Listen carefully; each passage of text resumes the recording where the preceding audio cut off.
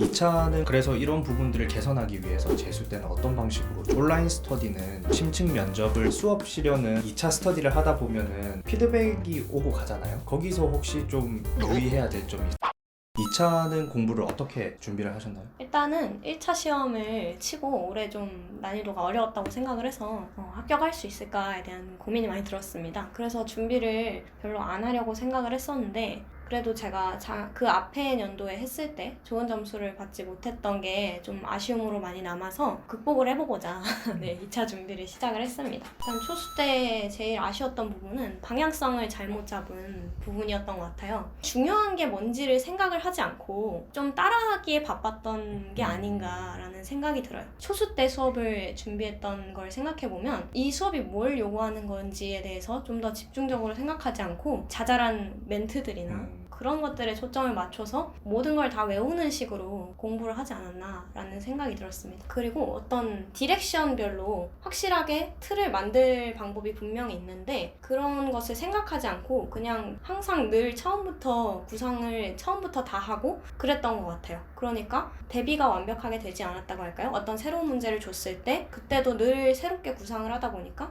구상에 시간이 많이 걸리고 그 시간 안에 구상을 다 하지 못하고 실현을 하는 경우가 좀 많았던 것 같습니다. 그래서 수업 실현 시간이 늘 부족했던 것 같고요. 그런 점에서 점수가 안 좋게 나오지 않았을까라는 생각이 들었습니다. 실제 시험장에서도 많이 당황을 많이 하게 되더라고요. 그렇게 되니까. 시험 끝나고 나서 약간 좀 불길한 예감이 있었나요? 네, 그랬던 것 같아요. 말을 그렇게 직접적으로 하진 않았는데 이제 가족분들이 위로를 해주시더라고요. 티가 났나 봐요, 아마.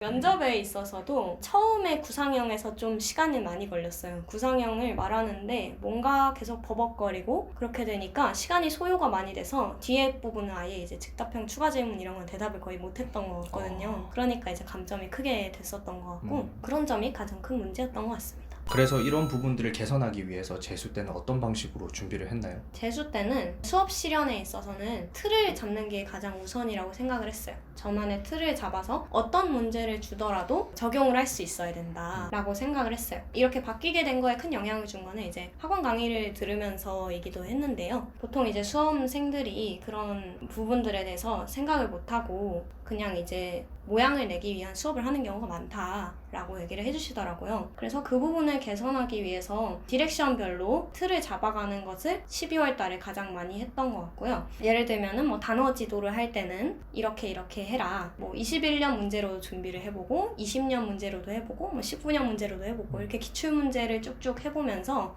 어떤 문제를 줘도 내가 단어 지도는 완벽하게 해내겠다 이런 생각을 했습니다. 면접에 있어서는 최근 트렌드를 읽으려고 생각을 했었어요. 작년 이제 경험에서 이것도 나온 건데 작년 경험에서 봤을 때 시책에 대해서 물어보는 경우가 많더라고요. 그리고 결국엔 그것을 반영한 문제들이 나올 수밖에 없다라고 생각을 해서 시책을 기반해서 아이디어를 정리하는 스터디를 운영을 했었고요. 면접에 대한 실전 연습도 안 할 수는 없었기 때문에 온라인 스터디나 주 1회 대면 스터디 정도로 스터디를 운영했습니다. 온라인 스터디는 어떤 방식으로 진행을 했어요? 시책에서 중요하다고 생각되는 키워드들 있잖아요. 교육적인 키워드들. 예를 들면은 뭐 생태 전환 교육이라던가 뭐 진로 교육이라던가 뭐 이런 부분들을 리스트로 쭉 정리를 하고 그거에 대해서 예상 문제를 만들었어요. 뭐 예를 들면 생태 전환 교육을 교실에서 어떻게 할 것인가. 문제를 쓰고 그것에 대한 아이디어를 각자 자유롭게 덧붙이는 방식으로 자료 정리를 했습니다. 혼자 하게 되면 아무래도 아이디어를 낼 수 있는데 한계가 있잖아요. 사람이니까. 그래서 혼자 하면은 한두 개 나오겠지만 다른 사람들과 함께 하면 5개, 6개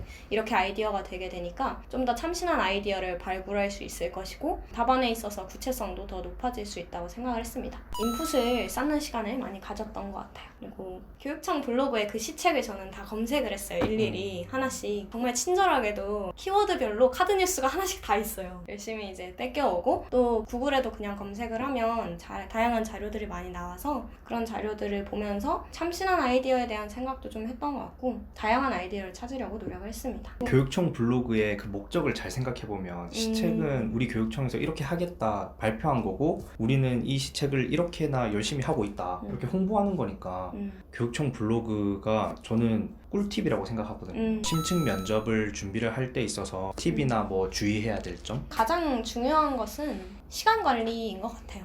일단 시간 내에 모든 5개의 문제를 다 대답할 수 있어야 되는 게 가장 큰 거라고 생각을 해요. 그래서 시간 관리를 잘 하기 위해서는 곰쌤이 강조하시는 것처럼 구조화를 잘해서 짧은 문장으로 간결하게 전달을 잘 할 수 있어야 된다. 그래서 실전 연습을 그만큼 시간 관리를 해가면서 실전 연습을 꾸준히 했으면 좋겠다. 그 말씀을 드리고 싶어요. 그리고 실전 연습에 있어서는 한 가지 되게 중요하다고 생각한 점이 특히 서울시 같은 경우에는 제시문이 굉장히 길게 나오는 편이에요. A4지로 주는데 굉장히 꽉 차 있어요, 문제지가. 그래서 쓸 여백도 없고 읽을 때도 좀 읽고 싶지 않은 문제가 좀 그런 편이에요. 근데 그건 또 이제 작년 경험에서 알게 된 것이었긴 한데 어쨌든 이 구상형 문제를 좀 그래서 양질의 지문으로 연습을 해보시는 게 좋겠다는 생각이 들어요. 왜냐면 시중에 이제 면접책들 이런 책들이 약간 평가원 위주로 되어 있는 경우가 좀 많다고 생각했어요, 저는. 그래서 자체 출제 지역의 경우는 그 지역의 문제에 맞게 연습을 좀 많이 해보시는 게 좋다. 특히 서울 면접은 서울만의 또 면접책이 있고 이 책은 조금 더 서울스러운 면접에 가깝다고 생각을 했어요.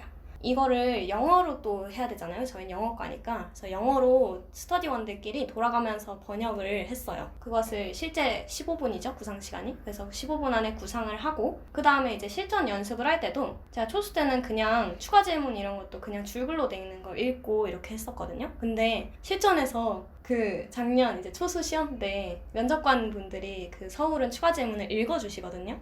근데 읽어주시는데 뭐라고 하는지 정확하게 기억이 안 나는 거예요. 당황스러운 경험을 하고 이거는 읽어주는 거를 듣는 연습도 꼭 해야겠다라고 생각을 해서 실전으로 할 때 추가 질문도 면접관 역할을 하신 분께서 꼭 읽어주는 식으로 연습을 했습니다. 근데 읽어줬는데 제가 만약에 잘 못 들었어요? 그러면 다시 읽어달라고 할 수 있어요? 네. 저도 몰랐는데 그렇다고 하더라고요. 그리고 이제 면접의 경우에 저는 이제 초수 때는 그냥 키워드 위주로 된 노트를 만들긴 했었어요. 그래서 뭐 예를 들면은 뭐 기초학력 부진 학생은 기초학력 책임 지도제 하겠다 뭐 그렇게만 이제 적은 정도 그렇게 썼었는데 이게 생각보다 실제적으로 써먹기가 어렵더라고요. 예를 들어서 이제 문제 상황이 나오면 한 3-4줄 정도 설명을 덧붙이는 식으로 답변을 했는데 이걸 키워드만 적어놓은 답변 노트로는 그 3-4줄까지가 모두가 생각이 나지 않더라고요. 그래서 답변 노트를 줄글로 만들었습니다. 그래서 재수 때는 예를 들어서 뭐 주제 문장, 구체화 한 문장,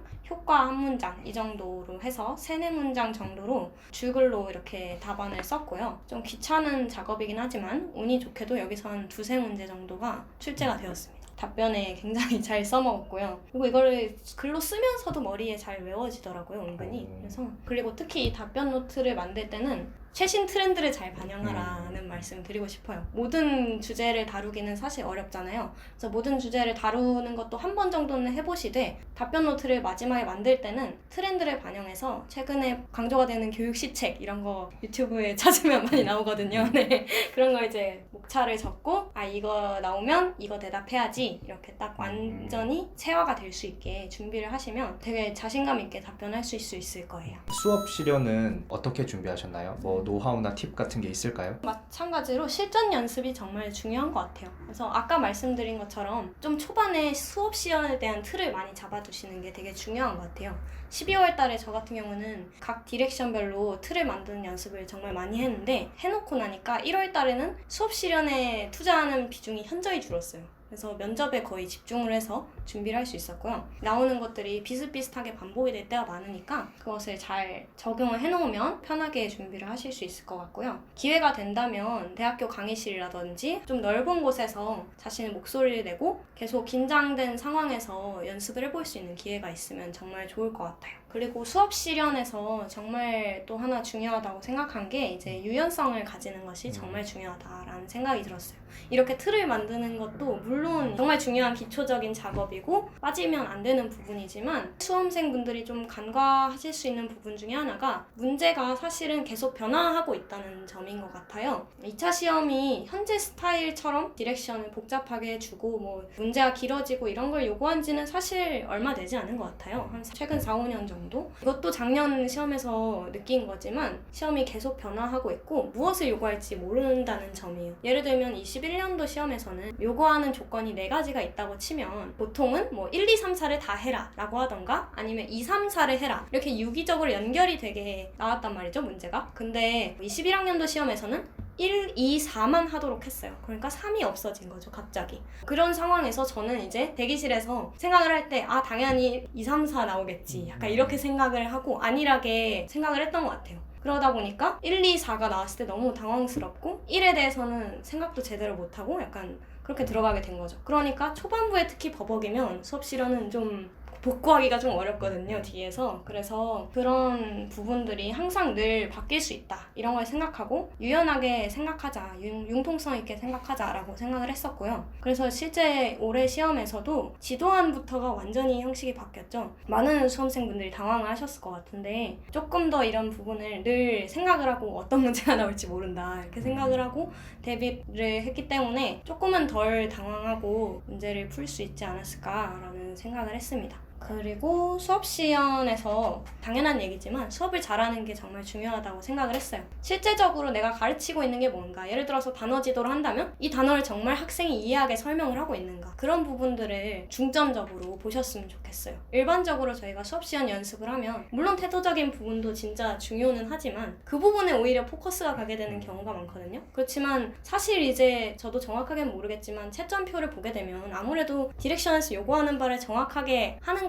그게 진짜 중요할 거라고 생각이 들어요. 디렉션이 요구하는 바를 정말 충실하게 수행할 수 있는가, 이런 것에 대해서 초점을 많이 맞추시고 자신의 수업이 그걸 이해를 잘 하도록 도와주는 수업인지에 대해서 고민을 많이 하셨으면 좋겠고요. 학생과의 상호작용을 많이 하시는 수업이 좋은 수업이 될 수 있을 것 같아요. 이 활동을 하고 나서 너는 뭘 생각했니? 뭐 이런 부분들을 물어봐주면서 학생이 수업을 통해서 얻어가는 게 있는 수업을 하는 것이 중요하다고 생각을 했습니다. 그리고 저는 이제 긴장을 하게 되니까 속도가 급해지더라고요. 보통 이제 영상을 많이 찍어보고 하시잖아요. 영상을 봤을 때도 급하게 하는 수업은 뭔가 부자연스러워 보이고 뭐라고 하는지도 잘 모르겠고 약간 그런 부분들이 있더라고요. 저랑 같이 스터디를 하셨던 분이 너무 차분하신 거예요. 약간 저렇게 해야 진짜 수업 같은 느낌이 더 드는구나, 이런 걸 보면서 여유 있게 하려고도 많이 노력을 했습니다. 2차 스터디를 하다 보면은 피드백이 오고 가잖아요. 거기서 혹시 좀 유의해야 될 점이 있을까요? 너무 세세한 부분들에 있어서 주게 되는 경우가 있는데 이 부분에 대해서 저는 개인적으로 이제 스트레스를 많이 받았었어요. 사실 수업에 대한 명확한 답은 없는 건데 괜히 이걸 고쳐야만 될 것 같고 이런 부담감과 이런 스트레스가 굉장히 있었거든요. 피드백을 주실 때도 판단하기는 사실 어려운 부분이 있긴 하겠지만 그래도 자신이 생각하는 바를 명확하게 가지셨으면 좋겠어요. 어떤 수업이 정말 좋은 수업인가, 이 수업에 이 피드백이 정말로 필요한 피드백인가를 좀 생각을 해서 자신의 수업을 정말 보여줄 수 있도록 그렇게 하시는 것이 적절하다고 생각을 합니다. 당연히 누구도 완벽할 수는 없다고 생각을 해요. 피드백을 받아서 완벽해지면 좋겠지만 이 피드백을 개선을 하면 다른 피드백이 또 오게 되어 있거든요. 그래서 이렇게 부족한 점이 있다는 걸 항상 인정을 하고 자신이 가지고 있는 것을 최대한 보여주고 자신이 생각하기에 베스트인 수업을 하는 게 후회가 없는 수업을 하는 방법일 것이라 생각을 합니다.